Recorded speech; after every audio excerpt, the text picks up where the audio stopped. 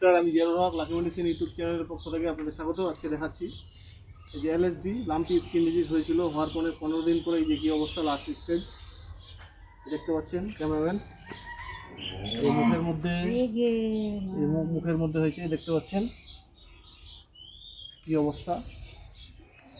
তো এই সমস্ত যখন হবে, মানে এর প্রতিকার হিসাবে প্রথমেই হচ্ছে আমাদের এলএসডি ভ্যাকসিন পাওয়া যায়।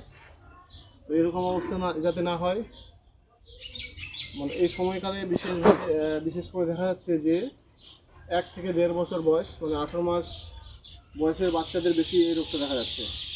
তো এই রোগ যাতে না হয়, আমাদের বাজারে এবং সাপ্লাইয়ে হচ্ছে লাম্পি স্কিন ডিজিজ ভ্যাকসিন পাওয়া যাচ্ছে। তো প্রতি বছরে একবার করে লাম্পি স্কিন ডিজিজ ভ্যাকসিন করবেন, তাহলে এই রোগটা আর হবে না। এই দেখেন কীরকম